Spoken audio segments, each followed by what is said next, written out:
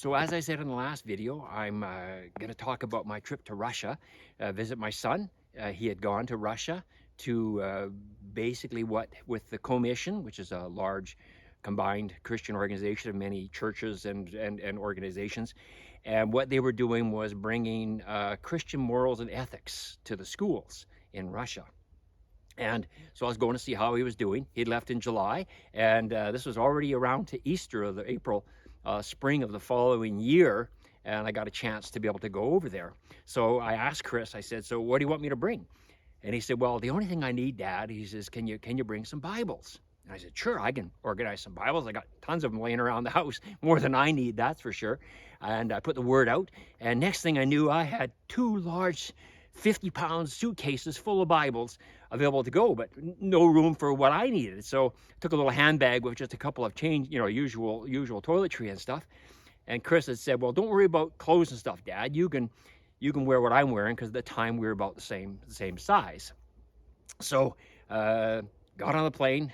Chris had organized this complicated thing getting from Moscow to where he was. He was about 1,000 miles out of Moscow in a small town. And so we had a missionary couple who was going to meet me in Moscow and help me make that journey, because I don't know the language, don't know the culture, don't know anything there. So that was great. So I get to Vancouver, I get on my plane to head to Moscow, and 2-hour delay. And I'm going, oh, well, I know. Well, God, if you want these Bibles to get to these people, then you're going to have to make sure you get me there, because I'm sticking with these Bibles. So, that's the way it's going to work. So I stayed calm. As you can probably tell, I'm a bit of a hyper guy, but then managed to stay totally calm. We got to Toronto, and of course, more delays, and changed planes. Got to Frankfurt, more delays, more problems, and finally got to Moscow, and it was probably about 2 in the morning, I'm guessing. And definitely the couple that was waiting for me had given up, because that was like 6 hours, like 6 o'clock that night, and I was there at 2 o'clock in the morning. So 8 hours later, I'm sure they had left. They weren't anywhere to be seen. So I had to clear customs, of course.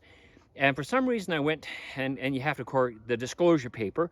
And for some reason I grabbed the German disclosure papers. Now, I'm German by heritage, but I don't know how to speak or anything German, but for some reason I picked up that thing, filled it all out, and I got big lineups. I finally got to the front of the lineup, and the guy starts speaking to me in German, and I go like, I'm sorry, I don't speak German. My parents spoke German at home, but I never learned it. I learned it enough to understand he was speaking German to me and a few things he was saying. But when I speak English, he says, well, then you fill out the wrong form. Go fill out the right form. Well, a couple of 747s had since landed, and the lineups were like 20, 50, 60, 100, I don't know, monstrous long. So I had to go back, fill out the English form, get in line. Again, of course, now all planes had stopped coming in at 2 in the morning, whatever it was. And I was at the very back of the line. So I'm standing there with my 2 monstrous suitcases, shuffling along, slowly making my way forward. Now, the customs agents there were, they were pretty gruesome looking guys. Like, they were definitely doing their job. I mean, there was probably 12 of them, checking suitcases. Very thorough, very thorough.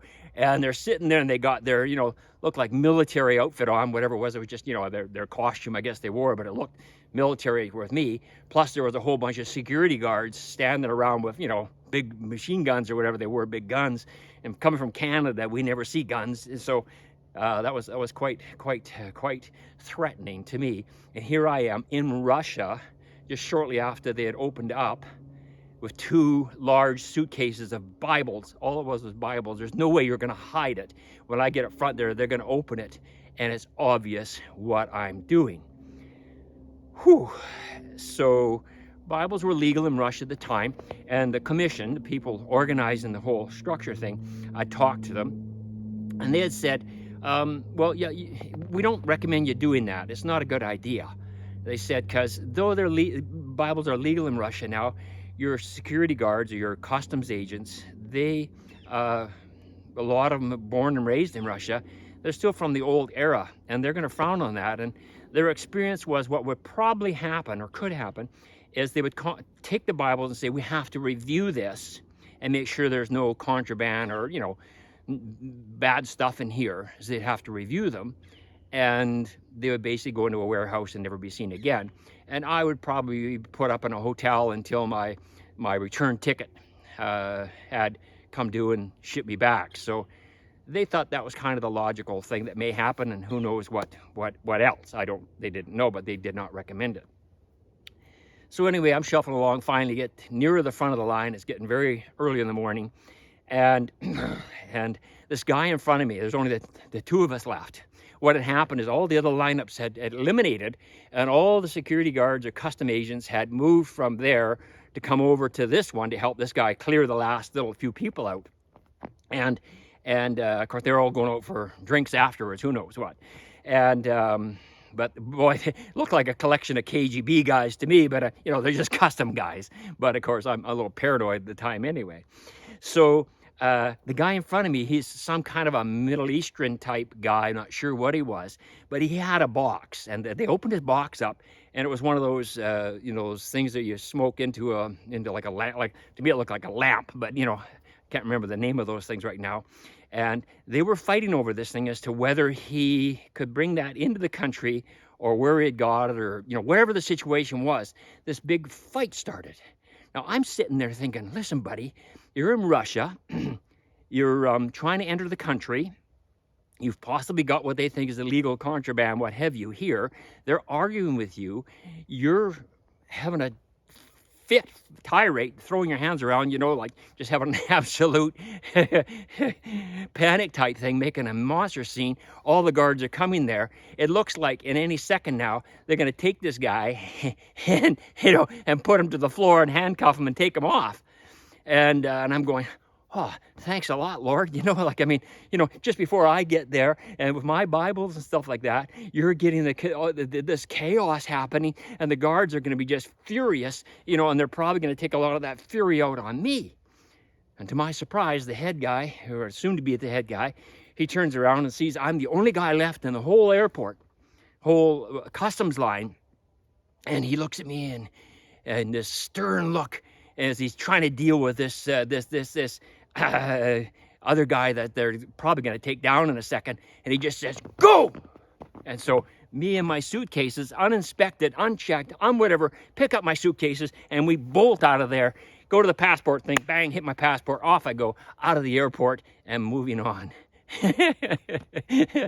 Absolutely crazy, but you gotta love it. Okay, the next video, I'll talk about the rest of the journey from the Moscow down to where my son was, because I had no escorts now. I was on my own, and that was quite the journey. Bye.